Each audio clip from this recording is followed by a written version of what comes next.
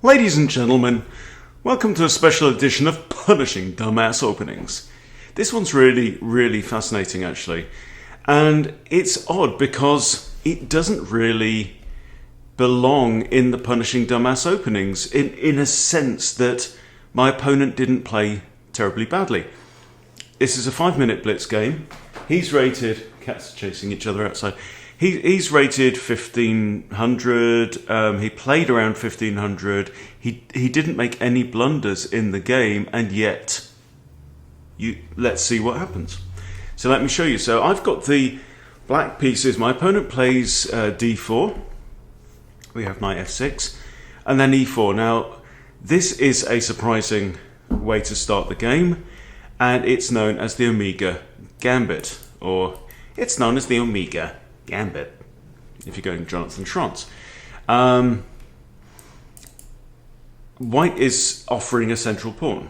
Okay, so what do you do when you're faced with something like this? I mean, he's literally saying, please take my e-pawn. So I took his e-pawn, which is probably the right thing to do.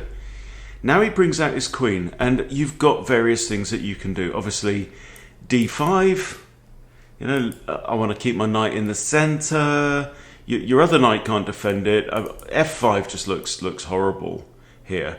The best move, according to the computer, is d5. Second best move, knight f6.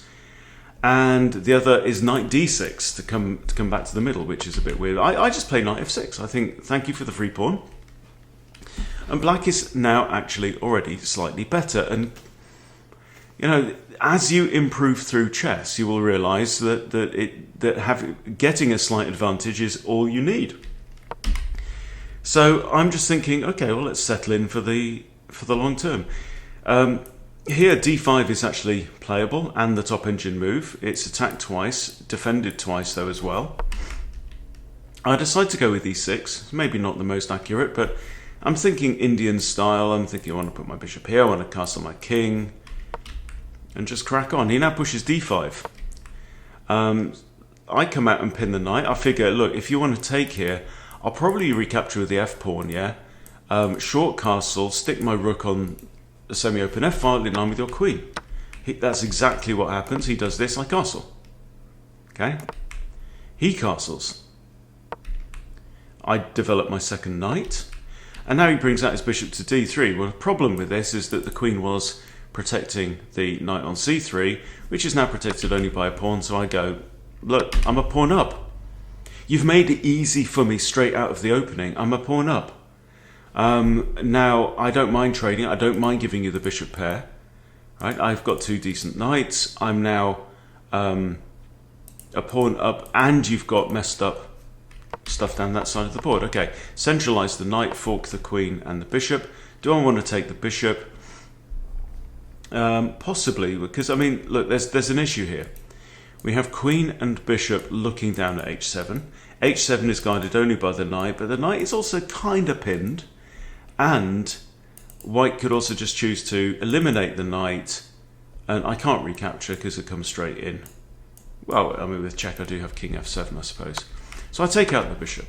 He somewhat repairs his pawns. Play queen e8, just stepping out of the pin. I'll probably stick my queen here, something like this. He takes. I take out with the rook. Knight comes out. I play queen g6.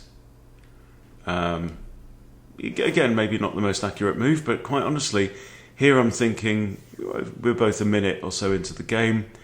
I'm a good pawn up. I've got a better pawn structure, and now I have the only bishop because he's decided to get rid of all of his. He lifts his king. I'm thinking about fianchetto. Fianchetto the bishop. This is slightly annoying. I missed this one. So he's targeting that. And sometimes you just have to do the right thing, which is to retreat the queen back to e8. And now I can push the pawn. Also notice this old pattern. We've seen it so many times before. Right? The knight cannot make forward progress with a queen in this position. Right? It would be the same with the bishop. Okay. So the knight goes back. I drop the rook back to the back rank. Right? My opponent really is just making this super easy for me. I've got ideas of this. And now he plays that. I just eat pawn to e5, stick it in the middle of the board. Rook comes out. And this is a mistake move. Why is it a mistake? Pawn to h4 is a mistake because the pawn, you always have to look at what a pawn is doing. This pawn was defending the queen, right?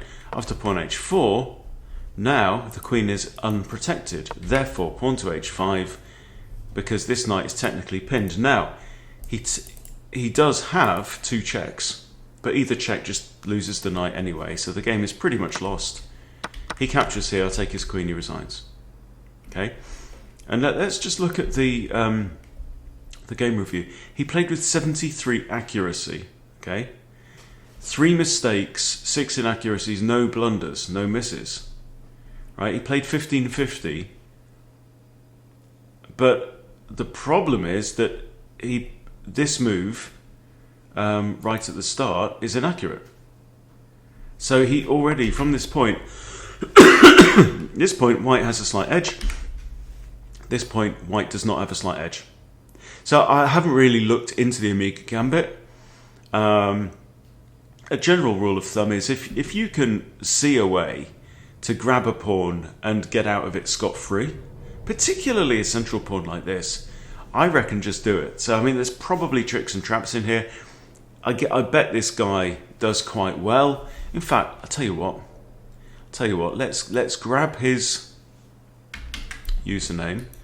We'll go to chess.com Explorer. Other players as white. There we go. Okay. So he's a d4 player and he has a 53% win rate. And after knight f6, okay. So according to this, he's never played e4. He's never played. Maybe it was a slip. I don't know. Maybe it was just a slip. Maybe it wasn't a dumbass opening after all. But you're still responsible for what your mouse does. So yeah, according to this, he's never played e4 on chess.com. So including the game we just played today. So go figure. But apparently he is an e3 player. And I don't, is this like Collie system, something like that? You temporarily block in this bishop, but it's kind of similar to London. It's got similarities. So there you go. Maybe it was a completely accidental dumbass opening, but it was a dumbass opening nonetheless. But I think it's a really good example of just saying to your opponent, okay, you give me a slight advantage at the opening. I will accept the slight advantage and I will just try and play solidly until we get a win. And my opponent did nothing particularly badly wrong. But it just felt like he was always bound to lose from that point. So there you go. There's just another angle on how to punish dumbass openings in the wild. Thank you for watching. See you soon.